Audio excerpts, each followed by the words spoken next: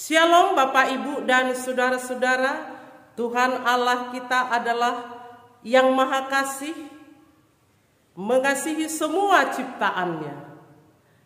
Allah adalah dokter di atas segala dokter yang dapat mendiagnosa berbagai macam penyakit, yang dapat menyembuhkan, mengadakan pemulihan kepada setiap orang yang sakit.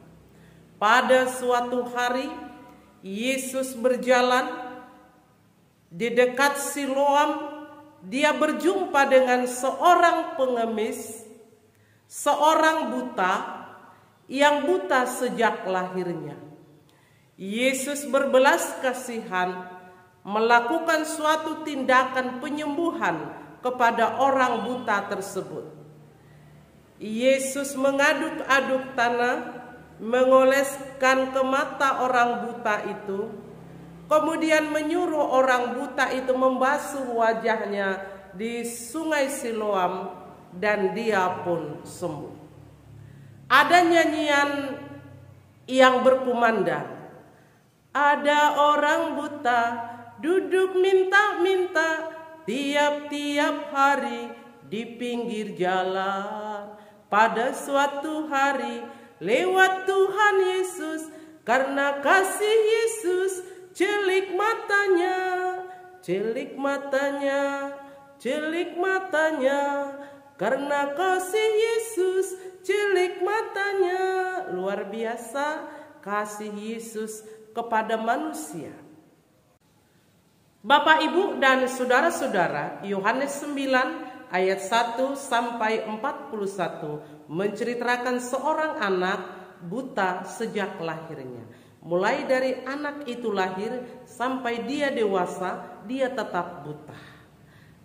Tentunya penyakit itu menimbulkan kepedihan kepada yang bersangkutan, menimbulkan kepedihan kepada orang tuanya, menimbulkan kepedihan kepada saudaranya. Suatu saat Yesus melintas dan melihat pemuda tersebut. Dia duduk mengemis untuk mencukupkan kebutuhannya. Berarti dapat dinilai bahwa dari segi ekonomi mereka juga mengalami kesusahan, mereka juga mengalami kesulitan. Karena itu dia tidak berobat, dia tidak melakukan operasi mata. Bapak, Ibu, dan saudara-saudara, ketika Yesus menoleh, dia timbul belas kasihan. Dia ambil tanah, oles-oles dan aduk, dan ditaruh ke mata anak itu, dan disuruh membasuh matanya di sungai Siloam, yang diutus artinya. Lalu pemuda itu melek, menimbulkan berbagai pembicaraan dari para murid, pembicaraan dari orang banyak, dan pembicaraan juga dari orang Farisi. Para murid bertanya kepada Tuhan Yesus, sebenarnya pada saat anak itu miskin, siapa yang berdosa? Apakah anak itu, apakah orang tuanya? Yesus menjawab, tidak anak itu, tidak juga orang tuanya, tetapi kenapa dia buta? Supaya kerajaan Allah dimuliakan. Pertanyaan, kenapa Yesus hadir ketika dia dewasa? Bukankah Yesus melihat dia ketika kanak-kanak? Waktu Tuhan adalah waktu yang terbaik dan semuanya indah pada waktunya. Jadi bisa saja permohonan kita tidak terjawab secara instan, tetapi permohonan kita terjawab pada waktu Tuhan. Untuk itu siapapun yang belum terjawab doanya pada sekarang, tetaplah berpengharapan kepada Tuhan, tetap optimis dan tetap beriman. Semua Tuhan dengar, semua Tuhan jawab, semua indah pada waktunya. Pembicaraan kepada murid-murid, sebenarnya bukankah dia yang lahir buta dan yang selalu mengemis, yang kita kenal memang orang tuanya pun, anak itu pun lahir secara buta, tetapi siapa yang mencelikkan mata dia? Nah, mereka datang kepada anak tersebut, mereka berkata, siapa yang mencelikkan matamu? Bagaimana peristiwa itu? Kenapa dilakukan pada hari Sabat? Nah, si anak mengatakan, Yesus yang mencelikkan mata dia, diberitahukan prosesnya. Mengenai Sabat dia tidak tahu, tetapi dia yang telah melakukan mujizat penyembuhan kepada mata dia. Dan ketika orang tuanya juga bersaksi, dia lahir, dia sudah dewasa, dialah yang mendapat mujizat, dicelikkan oleh Tuhan Yesus. Bagaimana kenyataannya? Dia tanya karena dia sudah dewasa. Karena pada saat itu memang bagi orang Farisi tidak boleh bekerja pada hari Sabat. Ketika melanggar peraturan itu, semua ada konsekuensinya. Hal itu juga menjadi perdebatan kepada orang Farisi. Apakah mungkin dia anak Allah yang melakukan? Kalau bukan, siapa yang melakukan? Tetapi kenapa pada hari Sabat? Nah, ini merupakan perdebatan dari para murid, orang banyak, sampai kepada orang Farisi sebagai pemuka agama. Seharusnya mereka menceritakan kebesaran Allah, tetapi mereka masih tetap terheran-heran. Bapak, Ibu, dan saudara-saudara, Tuhan berkata ayat 40, ayat 41, seandainya kamu buta, kamu tidak berdosa. Ini ditujukan kepada orang Farisi, kepada orang banyak yang meragukan mujizat Yesus. Oleh karena mereka melihat, maka mereka bingung dan mereka ragu. Bapak, Ibu, dan saudara-saudara, marilah kita fungsikan mata kita melihat kepada kebenaran Tuhan, melihat kepada mujizat Tuhan, melihat kepada karya agung Tuhan, dan bukan hanya untuk dinikmati saja, tetapi bagaimana bersaksi seperti orang yang buta tadi. Dia bersaksi akan kebesaran Tuhan. Demikian juga setiap orang yang matanya celik, yang matanya bisa melihat kebesaran Allah, boleh bersaksi tentang kebesaran Allah, kasih-Nya kepada semua orang.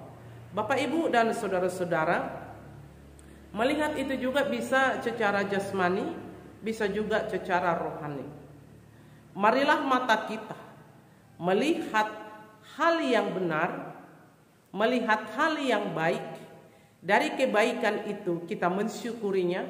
Dan ketika ada yang kita lihat perlu dibantu, bantulah, tidak menunggu besok. Tetapi apa yang bisa kita lakukan hari ini, lakukanlah untuk kebaikan. Mengenai hari tidak masalah kalau kita menolong. Hari Minggu juga, kalau ada teman kita jatuh, bantu dia, tuntun dia. Jangan katakan kasihan kamu pergi tanpa membantu, tapi kamu bantu dan kamu kasihan dan berikan tindakan apa yang perlu kamu lakukan. Apakah kasih betadin jikalau ada, apakah dia merujuk ke rumah sakit, atau kamu meminta pertolongan kepada rumah terdekat, memberikan dia minum, memberikan dia makan. Setidaknya kamu melakukan pertolongan, menjaga dia, atau bagaimana sekalipun, atau menyuruh orang yang menjaga dia. Ketika kamu tahu ada temanmu yang berduka, berkesusahan, adalah baik kalau kamu datang memberikan penghiburan, penguatan, memberikan bahu tempat sandaran kepada yang berduka. Bapak, Ibu, dan saudara-saudara, demikian juga secara rohani. Sebetulnya ada banyak orang yang buta secara rohani, tidak bisa melihat kebesaran Tuhan, mensyukuri kebesaran Tuhan, dan tidak bisa berbagi dari berkat yang sudah dia terima. Maka saat ini dari firman Yohanes 9 ayat 1 sampai 41 ini, dalam nama Yesus, mata yang buta secara rohani akan melek dalam nama Yesus, melihat bahwa ada banyak kesulitan, masalah, problem di dalam kehidupan ini. Tuhan mau hadir memberikan pertolongan melalui saudara, melalui tangan, melalui penglihatan, melalui telinga, melalui apa yang bisa kamu lakukan, yang bisa meringankan beban bagi orang lain. Bapak, Ibu, dan saudara-saudara, yang menjadi perdebatan adalah siapa yang mau percaya kepada Yesus dan yang mau menerima mujizat Tuhan Yesus, dan yang terus bersaksi kebesaran Tuhan Yesus. Dan siapakah yang saat ini masih kepo? Kenapa? Kok bisa?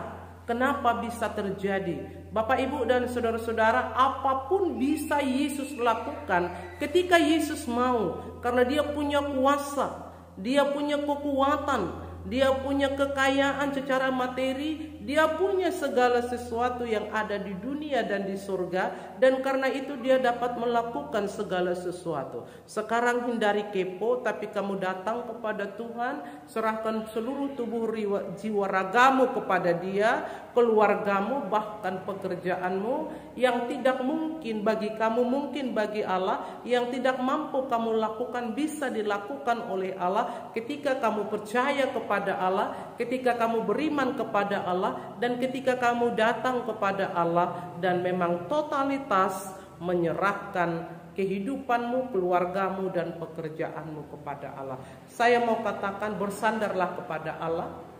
Dia kuat, Dia kokoh, Dia sanggup menjadi kubu pertahananmu, kekuatanmu.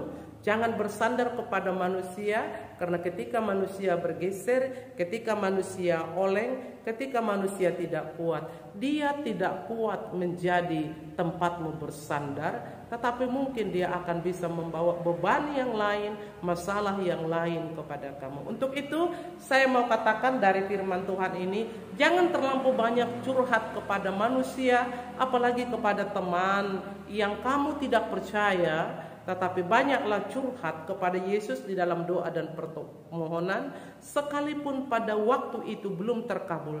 Tetapi percayalah, lewat peristiwa kepada pemuda yang buta sejak lahirnya, setelah dia dewasa baru dicelikkan oleh Allah, maka proses jawaban doa itu memang terkadang butuh waktu, butuh kesabaran, butuh iman, dan butuh kasih lebih lagi. Bapak, Ibu, dan saudara-saudara, adalah menjadi tanggung jawab kepada kita sebagai orang percaya. Kita harus mempunyai iman yang lebih, pemahaman yang lebih, kesaksian yang lebih. Tidak seperti orang Farisi tadi yang bingung akan pekerjaan Allah, karena kebingungannya mendatangkan kebingungan juga kepada orang banyak. Tetapi kamu, kita yang sudah dimenangkan oleh Yesus Kristus, harus tahu kebesaran Tuhan, bahwa kita ada pun karena kebesaran Tuhan. Kita diciptakan oleh Allah melalui debu tanah yang tidak ada apa-apanya menjadi yang luar biasa, seperti keberadaan kita pada saat ini, yang kadang-kadang menjadi mentor, menjadi narasumber, menjadi pemberita firman. Banyak pekerjaan luar biasa yang kita lakukan. Dari yang tidak apa-apa itu bisa menjadi luar biasa. Bapak, Ibu, kalau operasi mata berapa juta, berapa puluh juta, mungkin ratusan juta. Tetapi apa yang dilakukan oleh Yesus sebagai mediasi atau obat, media atau obat untuk menyembuhkan mata pemuda itu, yang dilakukan adalah tanah yang tidak ada harganya tetapi berharga, dan itulah media dan itulah alat untuk menyembuhkan mata pemuda tersebut. Luar biasa Bapak, Ibu, kalau Tuhan mau melakukan. Jadi jangan pernah meremehkan sesuatu yang kecil, yang menurut kamu tidak berharga, tetapi yang tidak menurut kamu bisa berharga secara luar biasa ketika Yesus memakainya. Ini Bapak, Ibu, peranan Tuhan Yesus sangat perlu dalam memikirkan, dalam bertindak, melakukan segala sesuatu. Saya katakan, undanglah Yesus, hadirkanlah Yesus, dan mintalah Yesus melakukan apa yang kamu programkan, mewujudkan apa yang kamu programkan. Bahkan Tuhan dapat melakukan lebih dari yang kamu pikirkan dan lebih dari yang kamu doakan. Itulah namanya mujizat. Bapak, Ibu, dan saudara-saudara, ada banyak mujizat Tuhan yang buta disembuhkan, dicelikkan. Tetapi kamu harus patuh, kamu harus taat, dan kamu harus jujur. Kamu siap diperintah oleh Allah. Tuhan berkata, pergilah cuci mukamu ke Siloam. Dia lakukan itu. Dia pergi. Kepatuhan ini sangat perlu Bapak, Ibu. Dalam Alkitab kita, perjanjian lama dan perjanjian baru, ada banyak perintah, ada banyak firman, ada banyak yang harus dilakukan. Lakukanlah itu. Tuhan berkata, berdoalah. Kalau berdoa itu perlu, lakukanlah itu. Karena ketika kita berdoa, kita curhat kepada Allah. Ketika kita berkata-kata, Tuhan yang akan mendengar. Tuhan yang akan memberikan seturut dengan kehendaknya dan yang terbaik kepada kita. Apa sakit penyakit Bapak Ibu, saudara-saudara saat ini? Sakit secara jasmani, sakit secara rohani, datanglah kepada dokter yang agung, yaitu Tuhan kita Yesus Kristus, yang mampu mendiagnosa berbagai macam penyakit yang tidak ditemukan oleh para medis atau dokter. Dia juga yang dapat menyembuhkan, mengadakan pemulihan. Bapak Ibu dan saudara-saudara, jangan beriman tanggung-tanggung atau setengah-setengah, tetapi beriman sepenuhnya kepada Allah. Yang sakit akan disembuhkan dalam nama Yesus, yang lemah akan dikuatkan, yang berduka akan dihibur, yang tidak ada apa-apanya menjadi luar biasa. Bapak Ibu, bangun tidur berdoa, mau beraktivitas berdoa, mau tidur kembali berdoa, mau menjadi orang hebat, sekolah yang baik, berdoa memohon pertolongan Tuhan, mau bekerja berdoa, belajar, mendengar berbagai motivasi dari narasumber, melihat, berteman dengan orang-orang sukses, membaca buku, dan dengar berita-berita dari YouTube. Jangan pernah berhenti belajar. Selama hidup tetap belajar, tetap berbenah diri, dan tetap memajukan iman. Dan biarlah iman percaya, saya dan saudara tetap berbuat. Saya mau ingatkan, di luar Tuhan kamu tidak dapat berbuat apa-apa. Di luar Tuhan kamu tidak bisa berbuat. Melekatlah kepada Yesus, tetaplah hadirkan Yesus di dalam kehidupanmu, di tengah-tengah keluargamu dan pekerjaan, bahkan masa depanmu. Semua bisa Yesus lakukan asal kamu percaya, tapi dengan syarat apa yang diberikan oleh Allah kepadamu dan apa yang belum diberikan Allah kepadamu, itu semua menjadi kesaksian hidupmu. Perkataanmu juga menjadi kesaksian. Semuanya itu melakukan kebesaran dan kemuliaan bagi nama Allah. Tidak pernah berhenti, tetapi terus menerus secara estafet. Kamu harus bersaksi. Apakah di Komsel, di